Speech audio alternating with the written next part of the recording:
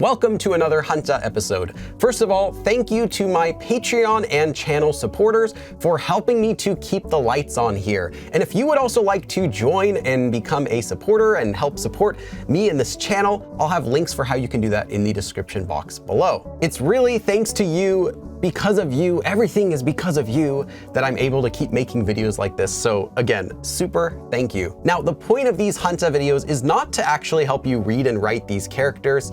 That's usually not important, but it's to help you to recognize the sounds that they have and the meanings that they contain and how they're used. And when you start learning more Hanja, at least the sounds and the meanings, you're going to start recognizing them in a lot of the regular vocabulary words that you already know and in new words that you're going to learn. And the character that we have today is this one, which is read as yang, just like sheep. In fact, it does have the Hanja for sheep inside of it. This is composed of two parts. The left part is actually originally water. You've probably seen it like this, but that's how it's written as a radical.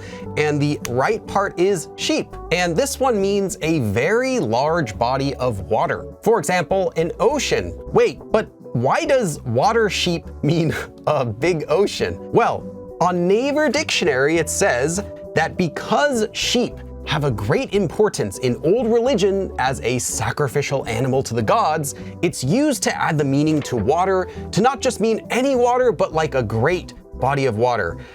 However, in a different Hanja book that I own, it says this. It says that the reason that the word sheep is included in here is because it signifies a large amount of water, like a large herd of sheep, like a large ocean of sheep. But personally, both of these explanations seem very, what do the kids say, sus? And I think that what actually happened is whoever was making this character just wanted to pick a character on the right side to represent the sound that the character should have when it's read, and doesn't really have much to do with the left side, which is where the meaning comes from, water. In fact, this sort of way of making characters was very popular. It was actually known as 형성자. That's the type of character if you're curious and you would like to learn more about that. And the way that it works is that one character is used to define its meaning, and the other character might have something to do with it, but it's used for picking the sound that the character will be pronounced as. Now, there is another Hanja actually that means ocean. I know it's not the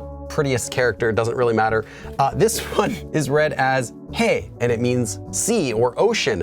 And you probably have seen this. I mean, you've seen words with this. For example, 해변, meaning seaside or the beach. Or maybe the word 해적, literally sea thief. That's the word for pirate. So then the difference between these two, they both can mean sea or ocean, is that yang refers to a bigger amount of water. So this might be like more of an actual ocean, and this one's like any sort of sea. Do you know a pirate's favorite letter? The C.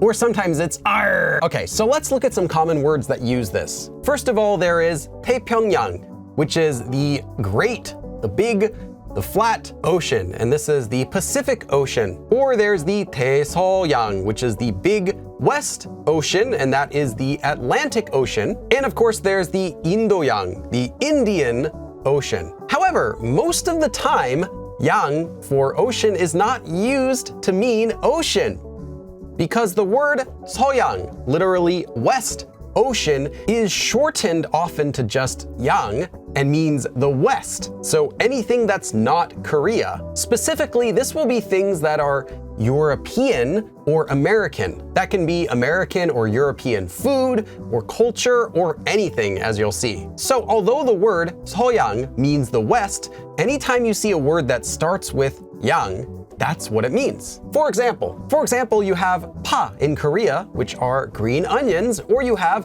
양파, literally Western green onions. This is onion as we know it. Next is 배추. 배추 is Napa cabbage. It's those big, long cabbages that you use to make kimchi. Or 양배추, which are the round ones that look kind of like you should play sports with it. This would be literally Western cabbage, or we would just know it as cabbage. Next is 양말. These originally would not be from Korea. This is the Western style of sock. And finally, perhaps the most important one, 변기, meaning a toilet, and 양변기 would be the normal Western toilet that we're familiar with, where you actually sit down. And you might think, well, Billy, all toilets in Korea are this, but if you go to some out-of-the-way countryside areas, you might not find one of these.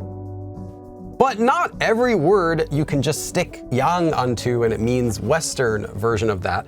For any other words, you can, of course, add just 서양 before it, literally Western. For example, 서양 배, the Western pear. I think the Asian pears, or just 배, are superior to our pears that we have in the US, but let me know if you have a different opinion on that. However, yang isn't only used to mean West. If you pair it with another word, instead of 서양, you can also pair it with 동, meaning east, and now you have 동양, meaning the east. So literally East Ocean, but this includes anything Eastern, as we would say in English. For example, Korea, Japan, China, anything that we might call Asian in English is also included in this word. And that actually includes a lot of countries, technically India too, as well as many others. But yeah, it's the same thing in Korean. In fact, the word for Asian in Korean is just 동양. Can you guess? In, person. And then can you guess the word for Westerner? What do you think it could be? Oh, could it be? Yep, it is. 서양인 means a Westerner. All right, that's pretty much everything that you need to know about using this character. Did I miss anything really important? Let me know in the comments below. Thank you for watching. Again, special thanks goes out to my supporters, all of you who have joined my Patreon page, as well as those of you who are channel members. Thank you again. And if you are also interested in becoming a supporter of me in this channel, I'll have links to how you can do that in the description box below. Thanks for watching, and I will see you again in another video. 그럼 다음에 또 봐!